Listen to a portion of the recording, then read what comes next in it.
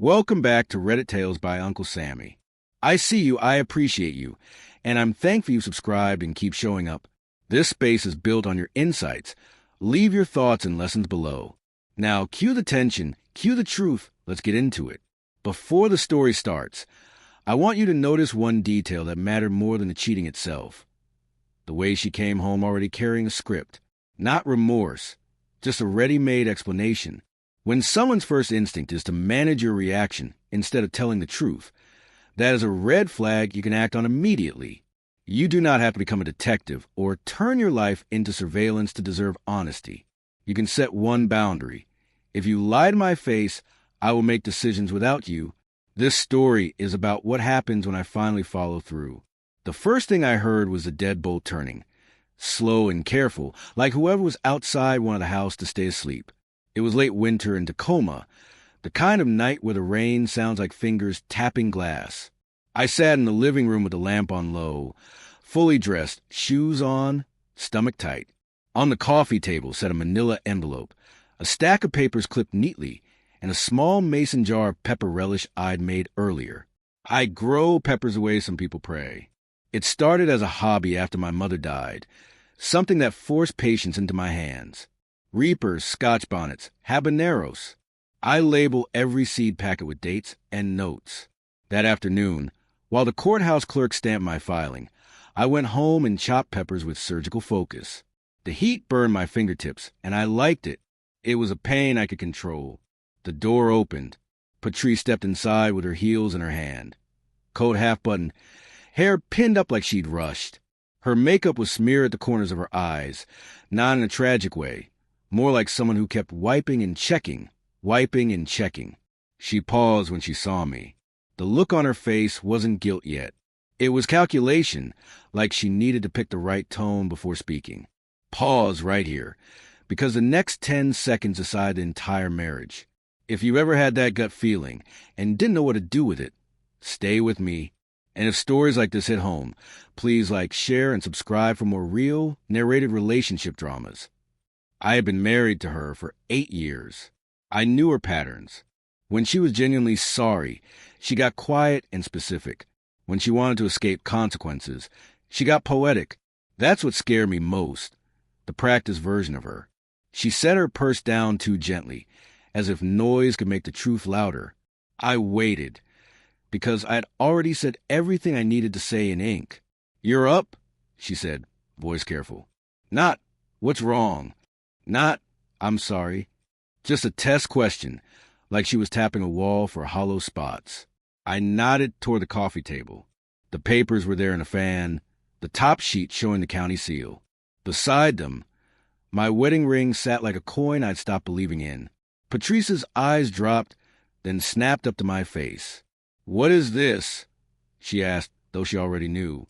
She walked 2 steps closer and stopped, like the air around the table might bite. I kept my voice even. "It's what happens when you keep making me feel foolish in my own house." My calm made her blink. Anger, she could handle it. Tears, she could spin. Comment I was finished. She tried the simplest lie first. I was with my cousin. Her tone carried that familiar expectation. I'm supposed to accept the first answer because I love you. I didn't move. "Which cousin?" I asked. Patrice hesitated half a second too long. "Danielle." I picked up my phone and slid it across the table. Screen lit. A timeline of locations I had printed and saved, not just stared at. I didn't enjoy how her shoulders stiffened. I didn't enjoy any of it. But I watched her face change in stages. Confusion, then recognition, then a tight kind of anger that always showed up when she realized the room wasn't hers anymore. "You tracked me," she whispered. Like that was a sin. Not the night she didn't come home. Not the story stacked on stories. "I verified," I said, "after I asked you straight up, and you looked at me like I was insulting you." Patrice's mouth opened, closed. She stared at the screen, then at the papers. A car passed outside, tires hissing through water. Inside, it felt like the house had stopped breathing. She set the phone down with a shaking hand, then folded her arms as if posture could protect her. "This is insane," she said, but her voice lacked conviction. I nodded once, because I wasn't going to argue about adjectives. On the side table, my overnight bag leaned against the wall. Next to it, a shoebox with my father's handwriting on the lid. I hadn't opened it in months, but I'd carried it from room to room like a small weight I needed to feel. Patrice noticed the box and frowned like she recognized his trouble. My father taught history at a community college in Birmingham before he moved west. He used to tell me, a man can live through a lot if he stops lying to himself. When he got sick, he said it more often, like he wanted it to stick before he couldn't talk. I remembered his voice now, and it kept me from begging. Patrice had always expected me to plead, to bargain, to prove I wanted her more than my dignity. Patrice took a breath like she was about to launch into a defense. I held up one hand. Don't, I said. Not tonight. She flinched, offended by the idea that I could refuse her explanation. Then she leaned forward, eyes sharp. So you were just sitting here with divorce papers and peppers? Her gaze flicked to the mason jar, and her face twisted like she couldn't decide whether to laugh. I made relish, I said simply, because I needed my hands busy. I didn't add that I'd started chopping when I felt my resolve slipping, that the sting reminded me I still had nerve endings. Patrice looked at the jar again, like it made me unfamiliar. In a way, it did. The version of me who used to wait up with worry, who used to call hospitals and check highways, had finally run out. She rubbed her forehead. Okay, fine. I went out. I had drinks. I didn't do anything. The words came faster now, less careful. You're blowing this up because you're stressed about money and you want someone to blame. There was her habit of making my feelings a budget issue, a fatigue issue, anything but a trust issue. I had heard it for months. You're tired. You're imagining things. You're sensitive. I stood and walked a window. Rain crawled down the glass in thin lines. Across the street, the neighbor's porch light buzzed. I'm not doing the back and forth. I said, I'm not asking you to admit what you won't. Patrice's voice rose. You're going to break up our family over a suspicion?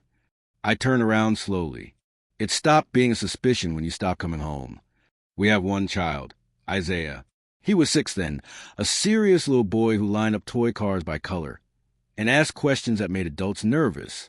He was asleep down the hall, his science fair poster leaning against his bedroom wall, an experiment about mold growth and moisture. Patrice had helped him glue the labels on, smiling for photos.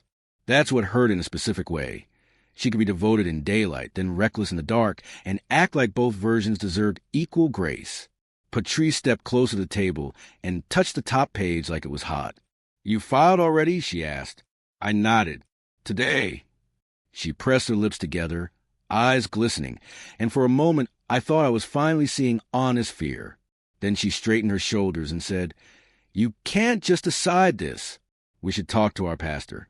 She reached for a familiar lever, community pressure, spiritual optics, anything to slow consequences. I already talked to Pastor Lewis. I said, not because I needed permission, but because I needed clarity. Pastor Lewis hadn't told me what to do. He had asked one question. Are you trying to save a marriage, or are you trying to save face? Patrice's eyes widened. You told him about us? The word us landed like she was trying to include me in the mess, like we co-authored the damage. I told him I'm living with a woman I can't trust, I said. Patrice's jaw tightened. So you're perfect now? She snapped. You think sitting there in that coat makes you righteous? I looked down at myself. Black pea coat, work pants, boots still damp at the soles. I wasn't dressed for drama. I was dressed the way I dress when I need to move heavy things and not get distracted. I work maintenance for the city buses. Nights, mostly. The job makes you practical. A problem either has a cause or it doesn't. A bolt is either loose or it isn't. Patrice used to like that about me. She called me steady. Then, when steadiness stopped serving her, she called it cold. I walked back to the couch and sat down again. This isn't about me being perfect, I said. It's about you being dishonest. Patrice's phone buzzed in her purse. She froze.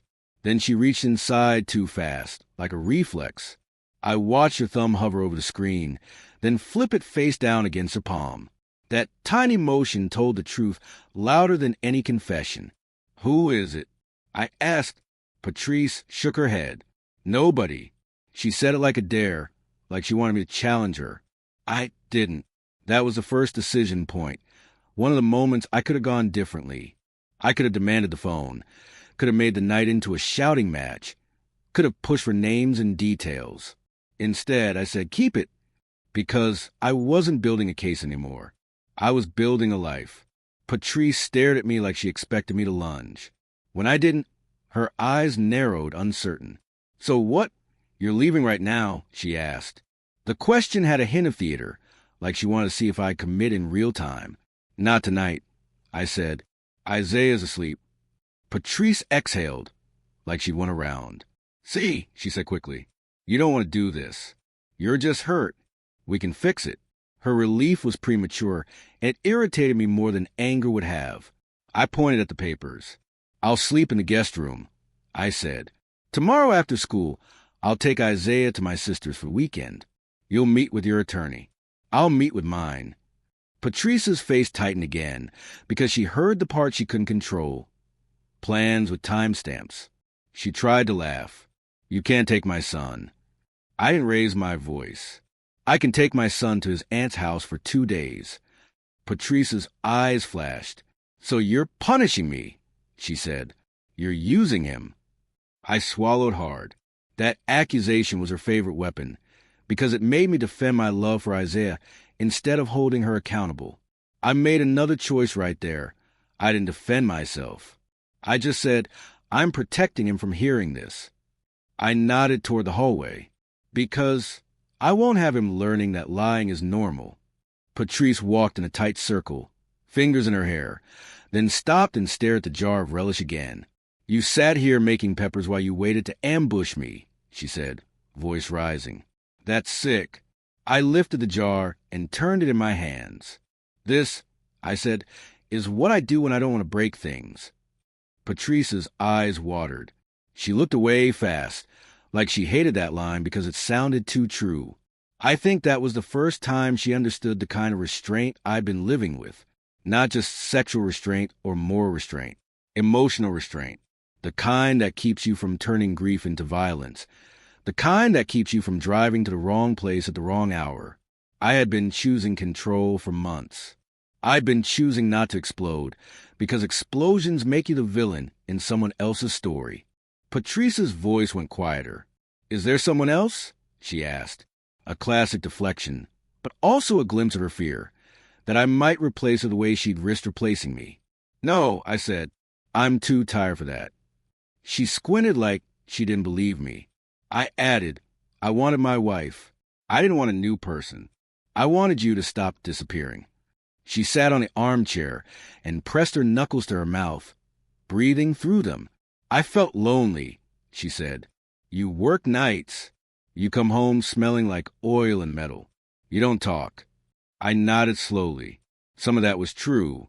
My father's death had pulled my voice inward. My job kept my body moving, but my mind stayed stuck in a hospital room. Patrice had asked for more from me, and I had given less. I owned that silently, because ownership wasn't surrendered. Lonely is a feeling, I said. Cheating is an action. Patrice's eyes filled, and she made a sound like she was about to argue, then stopped. For the first time, she looked small, not in a helpless way, but in a human way. I didn't plan it, she whispered. It just happened. I didn't correct her. I let the silence make its own judgment. A week earlier, I'd sat in a booth at a diner off Pacific Avenue with my co-worker, Darnell, eating eggs I couldn't taste. Darnell isn't nosy, but he notices everything. He'd said, You look like you're carrying a secret. I told him, I think my wife is lying to me. He didn't tell me to be a man or check her. He just asked, what you need to feel safe. That question changed how I moved. I needed certainty, yes, but I also needed self-respect. I needed to know I wouldn't keep swallowing my instincts just to keep peace. So I gathered facts quietly. I reviewed bank statements. I checked the mileage on the car and compared it to her stories. I asked myself hard questions. Was I willing to be wrong? Was I willing to end things even if she begged? Patrice wiped her cheeks. You're going to throw away 8 years, she said. Over mistakes. The plural made my stomach flip. Mistakes. I repeated, tasting the word. I leaned forward. If you hit a parked car once, that's a mistake. If you hit it 8 times and keep driving back to the same spot, that's a choice. Patrice flinched. She stared at the floor. How many? She asked quietly. I didn't answer. Not because I didn't know, but because numbers could become a negotiation. Enough? I said. Patrice nodded like she was trying to swallow something sharp. Her phone buzzed again. This time, she didn't reach for it immediately. Instead, she stared at her purse like it was rattling with guilt. I nodded toward it. Answer it, I said. Or don't. But either way, this is happening. She pulled the phone out with trembling fingers and looked at the screen. Her face tightened. She declined. Then she whispered, "It's Calvin." The name dropped into the room and stayed there. Calvin, not a stranger, not a faceless coworker, a name with edges. Patrice's eyes darted to me, measuring how hard it landed. I felt something cold move through my chest. Not anger, confirmation. From your job. I asked.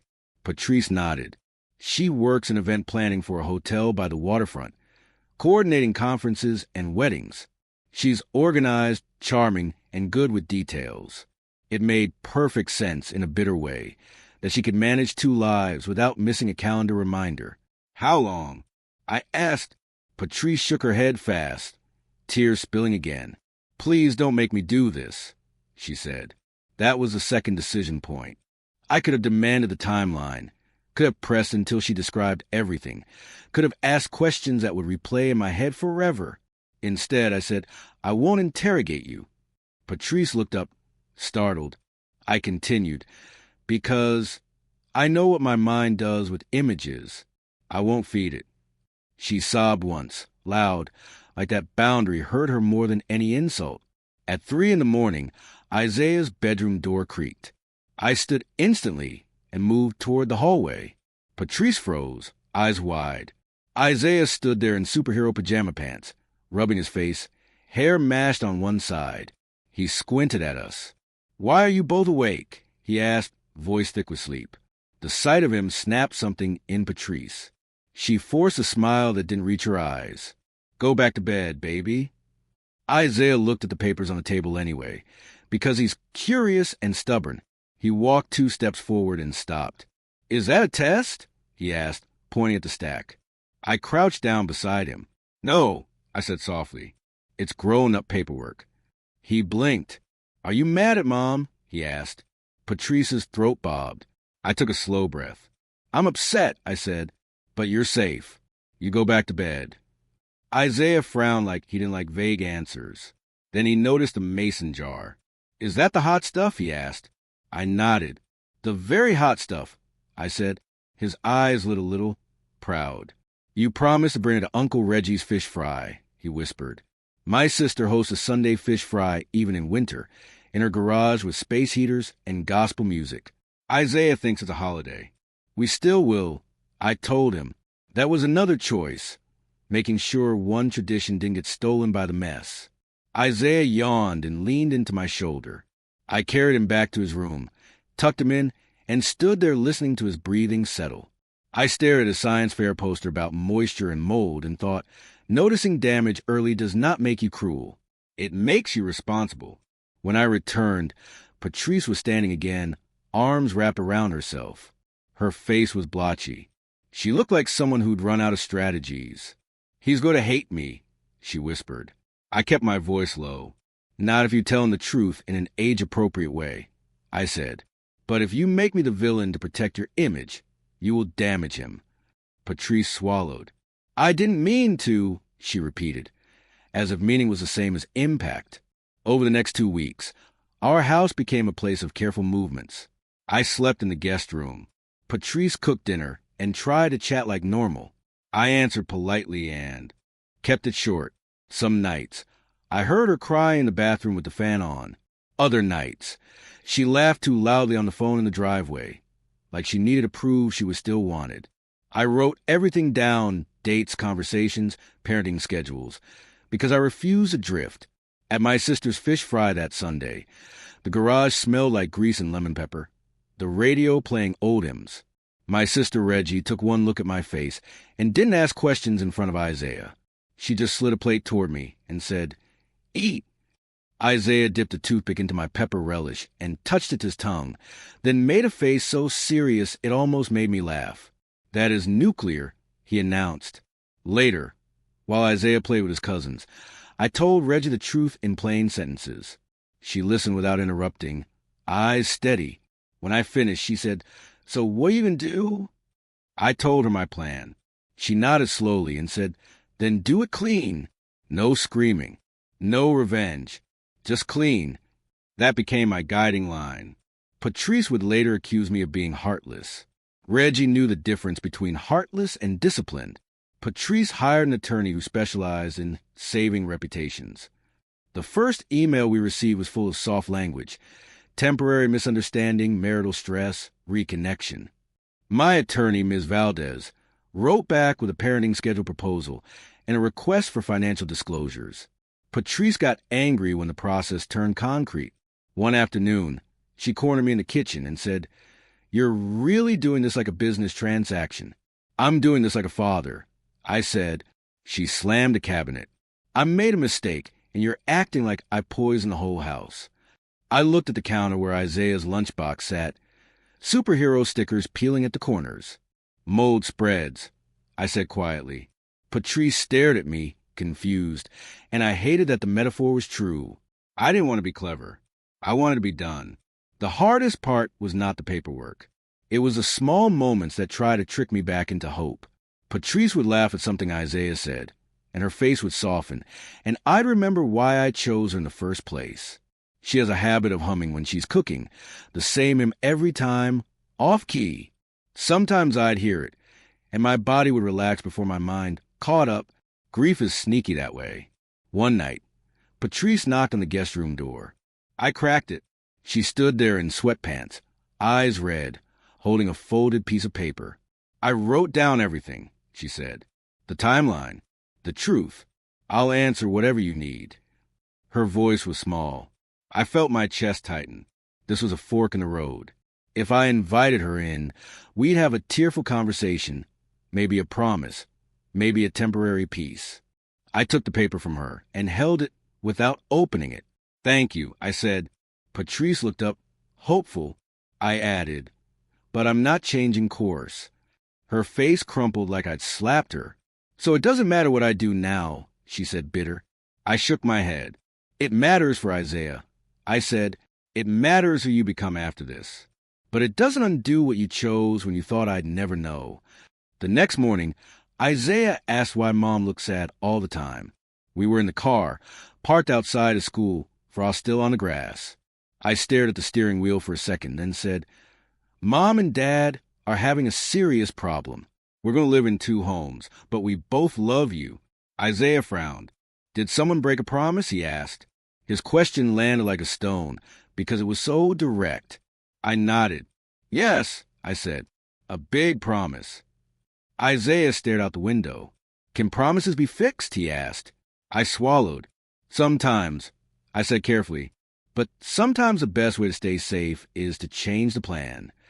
Isaiah didn't cry. He just got very quiet, like he was filing the information away the way he files his toy cars, by type, by color, by what can be trusted to stay where it belongs. In mediation, Patrice tried to paint me as controlling. "He monitors," she said. "He's cold. He's punishing me." I kept my voice steady and said, "I'm requesting a predictable schedule and respectful communication." Patrice's attorney pushed for reconciliation counseling as a delay tactic. I refused, not because counseling is useless, but because Patrice wanted it as a shield, not a tool. I'd asked for honesty before. She'd offered performance. The court didn't care about our feelings. It cared about stability. My work schedule, my family support, Isaiah's school routine. Patrice's hotel job required late hours and last-minute travel. None of that made her a bad mother, but it made custody negotiations real. Patrice started showing up early to pickups, bringing snacks, trying to demonstrate devotion. I watched her try, and a part of me ached, But it didn't erase the night she'd come home smelling like someone else's choices. Months passed. The rain turned to a thin spring sun. We sold the house and split the equity. I moved into a duplex near a small park where Isaiah could ride his bike. Patrice moved into an apartment closer to her job. On transfer days, we met in a grocery store parking lot. Because it was public and neutral, we kept our voices low. Isaiah carried his backpack between us like a small diplomat, eyes moving back and forth, learning what calm looks like. One Saturday, Patrice asked to talk without Isaiah. We sat on a bench near the park while he played. She looked tired in a way makeup couldn't cover. "Calvin isn't in my life anymore," she said. "It wasn't worth it." She paused. I don't know why I did it. I believe she didn't know. Some people don't cheat because they hate you. They cheat because they don't know how to sit with themselves. "I'm glad he's gone," I said. Patrice nodded, eyes shining. "Do you ever miss me?" she asked.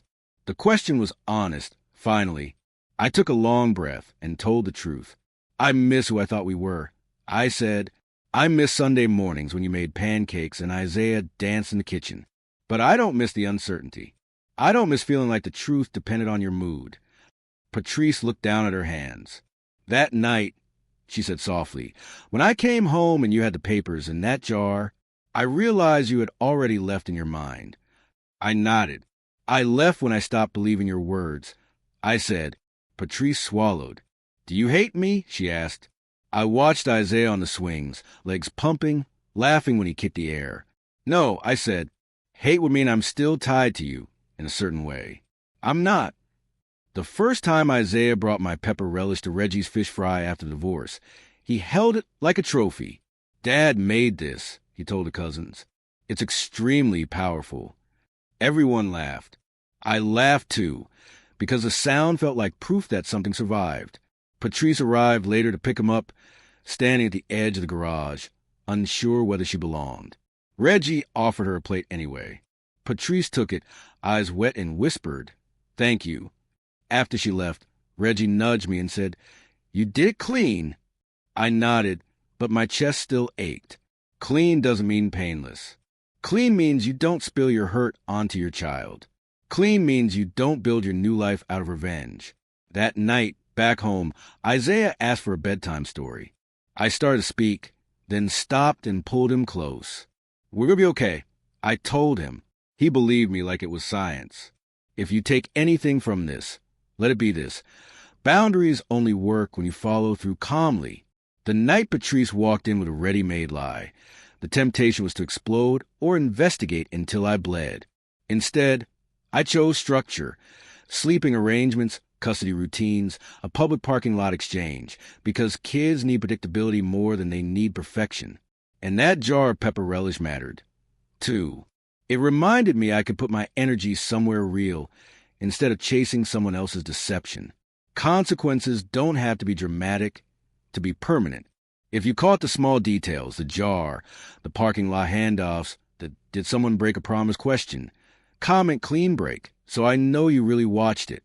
Then share and subscribe for more stories like this, because the next one starts with a lie that looks even more harmless. The end.